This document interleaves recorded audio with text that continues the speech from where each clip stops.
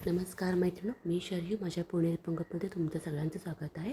तर आजची रेसिपी आहे तांदळाचे खिचे. तर बघूया रेसिपी. ह्यासाठी मी इथं ह्या 4 वाट्या पाणी घेतलं आहे. हे पाणी आपल्याला उकळायचं आहे. पाणी उकळल्यानंतर यामध्ये चवीनुसार मीठ घालायचं आहे, 1.5 चमचा पापडखार आणि जिरे. हे जिन्नस सगळे एकत्र झाल्यानंतर ज्या वाटीने आपण पाणी घेतलं आहे त्या वाटीने 3 वाट्या तांदळाचं पीठ घ्यायचं आहे. तांदळाचं पीठ आता थोडं थोडं करून आपण घालायचं आहे. घोटण्यासाठी आपण लाटण्याचा पण वापर करू शकता.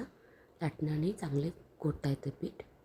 आता सगळं थोडं थोडं करून मी पीठ घातलेलं आहे यामध्ये आणि हळूहळू मिक्स करायचं आहे.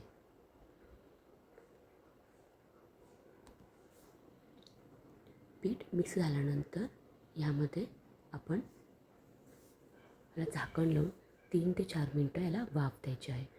वाफ देताना गॅस हा मंद आचेवरच ठेवायचा आहे. गॅसची फ्लेम ही मंद आचेवरच हवी. आता 3 ते 4 मिनटं झालं आहेत. आता आपण परत त्याला एकत्र करू, मिक्स करू आणि नंतर एका दुसऱ्या भांड्यामध्ये ते काढून घ्यायचं आहे.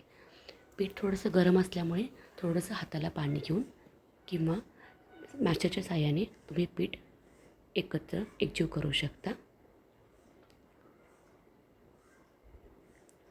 दाखवल्याप्रमाणे तुम्ही हे पीठ एकजीव करायचं आहे, म्हणजे त्यात राहिलेल्या गाठी असतील त्या फुटल्या जातील आणि पीठ छान मऊसूत बनेल.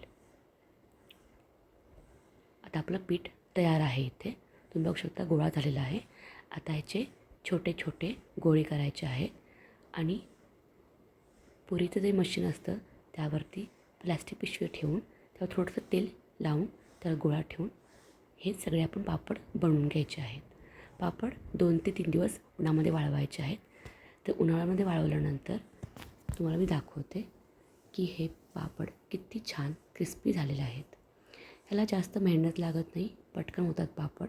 ना तांदूळ भिजवायची गरज आहे ना कशाची गरज आहे. पटकन तुमच्याकडे तांदळाचं पीठ कधी अवेलेबल असेल तुम्ही हे करू शकता. त्याला छान 2 ते 3 दिवस ऊन द्यायचे. तुम्ही बघू शकता हे पापड आता मी तुम्हाला मोडून दाखवते, एकदम क्रिस्पी झालेले आहेत. माझी रेसिपी कशी वाटली नक्की लिहून कळवा. माझा व्हिडिओ लाईक करा, शेअर करा. थँक्यू.